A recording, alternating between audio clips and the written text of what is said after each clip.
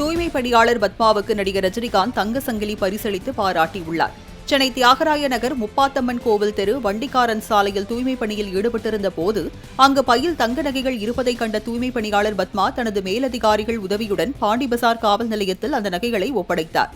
காவல்துறையினர் அந்த பையை சோதனை செய்தபோது 45 லட்சம் ரூபாய் மதிப்புள்ள 45 பவுன் நகைகள் இருப்பது தெரியவந்தது. இந்த நிலையில் நடிகர் ரஜினிகாந்த் பணியாளர் பத்மாவை நேரில் அழைத்து தங்க சங்கிலியை பரிசளித்து அவரது நேர்மையை பாராட்டியுள்ளார்.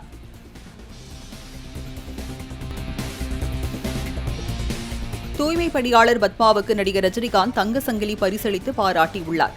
சென்னை தியாகராய நகர் முப்பாத்தம்மன் கோவில் தெரு வண்டிக்காரன் சாலையில் தூய்மை பணியில் ஈடுபட்டிருந்த போது அங்கு பையில் தங்க நகைகள் இருப்பதை கண்ட தூய்மை பணியாளர் பத்மா தனது மேலதிகாரிகள் உதவியுடன் பாண்டி பசார் காவல் நிலையத்தில் அந்த நகைகளை ஒப்படைத்தார். காவல்துறையினர் அந்த பையை சோதனை செய்தபோது 45 லட்சம் ரூபாய் மதிப்புள்ள 45 பவுன் நகைகள் இருப்பது தெரியவந்தது. இந்த நிலையில் நடிகர் ரஜினிகாந்த் பணியாளர் பத்மாவை நேரில் அழைத்து தங்க சங்கிலியை பரிசளித்து அவரது நேர்மையை பாராட்டியுள்ளார்.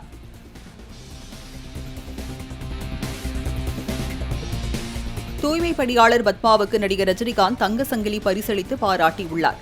சென்னை தியாகராய நகர் முப்பாத்தம்மன் கோவில் தெரு வண்டிக்காரன் சாலையில் தூய்மை பணியில் ஈடுபட்டிருந்த போது அங்கு பையில் தங்க நகைகள் இருப்பதை கண்ட தூய்மை பணியாளர் பத்மா தனது மேலதிகாரிகள் உதவியுடன் பாண்டி பசார் காவல் நிலையத்தில் அந்த நகைகளை ஒப்படைத்தார்.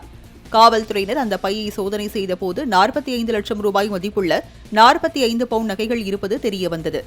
இந்த நிலையில் நடிகர் ரஜினிகாந்த் பணியாளர் பத்மாவை நேரில் அழைத்து தங்க சங்கிலியை பரிசளித்து அவரது நேர்மையை பாராட்டியுள்ளார். தேர்தல் காலத்தில் வரும் பட்ஜெட் என்பதால் தமிழகத்திற்கு இன்னும் அதிகப்படியான அறிவிப்புகள் இருந்திருக்க வேண்டும் என பிரேமலதா விஜயகாந்த் தெரிவித்துள்ளார். சென்னை விமான நிலையத்தில் தேமுதிக பொதுச் செயலாளர் பிரேமலதா விஜயகாந்த் செய்தியாளர்களை சந்தித்தார். அப்போது பேசிய அவர், குறிப்பிட்ட தனியார் தொலைக்காட்சியில் தேமுதிக பற்றி பொய்யான தகவல்களை செய்தியாக வெளியிட்டது மிகுந்த வருத்தத்தை ஏற்படுத்தியதாக தெரிவித்தார். மேலும் தேசிய திராவிட முற்போக்கு கழகத்தின் கூட்டணி பேச்சுவார்த்தையை தவறாக சித்தரிக்க வேண்டாம் என்றார். மேலும் கூட்டணி குறித்து கனிமொழியிடம் பேசினீர்களா என செய்தியாளர்கள் எழுப்பிய கேள்வி, அதை அவரிடம்தான் கேட்க வேண்டும் என பதிலளித்தார். இன்னைக்கு மாவட்ட கழக செயலாளர்கள் கூட்டம் அப்படின்னு நீங்க எல்லாரும் போட்டுக்கிட்டு இருக்கிறதா எனக்கு செய்தி வந்தது. உண்மையிலேங்க நான் தான் தெளிவாக சொல்றேன் உங்ககிட்ட, நாங்கள் ஆதாரபூர்வமாக அறிவிப்பது தான் இறுதி அறிவிப்புன்னு. பட் ஏன் ப்ரெஸ் இவ்வளோ அவசரப்படுறீங்க? ஏன் இவ்வளோ தூரம் ஒரு ஃபேக் நியூஸ் போடுறீங்க? இதனால் எல்லாருக்குமே ஒரு கன்ஃபியூஷன் நீங்கள் கிரியேட் பண்ணுறீங்க. ப்ரெஸ் பீப்புளுக்கு உங்களுக்கு ரொம்ப ரெஸ்பான்சிபிலிட்டிஸ் இருக்குங்க.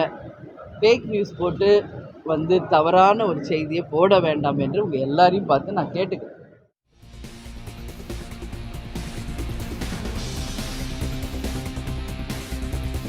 மத்திய பட்ஜெட்டில் தமிழகத்திற்கு எந்த ஒதுக்கீடும் செய்யாமல் மாற்றாந்தாய் மனப்பான்மையோடு மத்திய அரசு நடந்து கொண்டுள்ளதாக அமைச்சர் கீதா ஜீவன் குற்றம் சாட்டியுள்ளார்.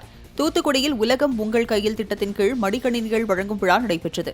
இதில் கலந்து கொண்டு மாணவர்களுக்கு மடிக்கணினிகளை வழங்கிய பின்னர் செய்தியாளர்களை சந்தித்த அமைச்சர் கீதா ஜீவன், தமிழ்நாடு மெட்ரோ திட்டத்திற்கு நிதி ஒதுக்கீடு செய்யப்படும் என எதிர்பார்த்த நிலையில் எந்த அறிவிப்பும் அறிவிக்கப்படவில்லை என தெரிவித்தார்.